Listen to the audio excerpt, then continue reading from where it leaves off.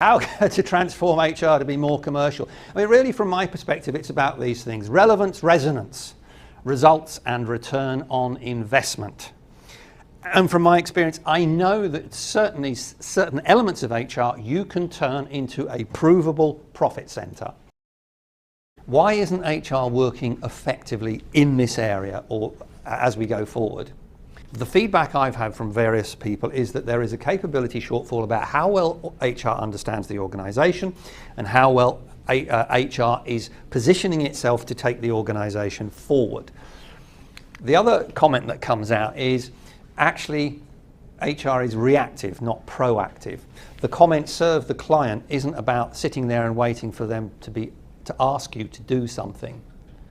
And I've had that has been a specific comment. Yeah, they'll do what we want to do when we ask them to do it. Just doing what the client wants, I think, is an interesting thing. You know, we keep saying, and this doesn't relate to you in this room. This relates to more junior HR people, I think, who get in their heads the line from the HR business partner. You know, you should be doing what the client wants. What I think the problem with that is that there is a risk of operational activity unaligned to strategic objectives, the business as usual problem. Because one of the challenges is, it's great if the people in this room are talking to other people around the boardroom table. You know what the strategic objectives are. Therefore, you can potentially align what you're doing to those strategic objectives. Go 3-4 levels down, where you have an HR business partner who is working with a line manager or number of line managers who are asking that HR business partner to do things for them that they perceive as being of value.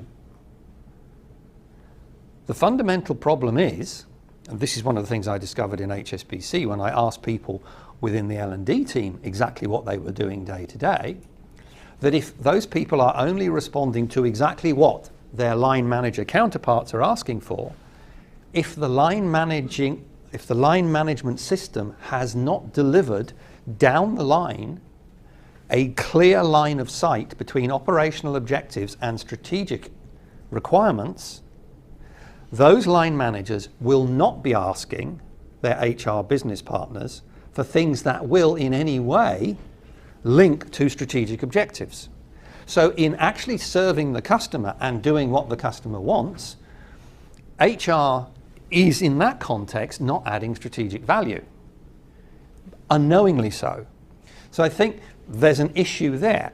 Various reports would suggest that middle management and below, 25% of the things that people do is stuff. It doesn't add significant value to the wider organization because it's stuff that everyone's always done. And because of the failure of the line to cascade, the alignment between operational and strategic, it means that HR falls into that trap. Unless HR knows what the alignment is and can then act as an advisor to those lower management levels to ensure that what they are doing is focused upon strategic deliverables. Assume need, what not real need. HR assumes need or takes a symptom, not a cause, because of lack of depth of understanding as to what's going on. Has anyone experienced that, particularly with more junior HR people, making an assumption and not digging in?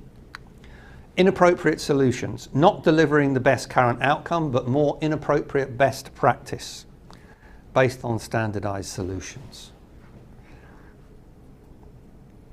What I mean there is that the business, at whatever stage it is in its development, whatever stage it is in terms of what it requires to deliver to its outside customers, needs HR support of some type that is appropriate to that situation.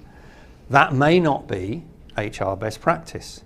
And there are some within the profession who try and force HR best practice on businesses because that's the right thing to do. You are going to have HR best practice because HR best practice will make your organization work well. No. Ineffective positioning and selling, lack of resonance for engagement with senior leaders and other people. We do HR, you do the business, etc. Rather than we can help you be more successful. Line management understanding, linked to precisely what Matt said. Do they even know what you can offer them?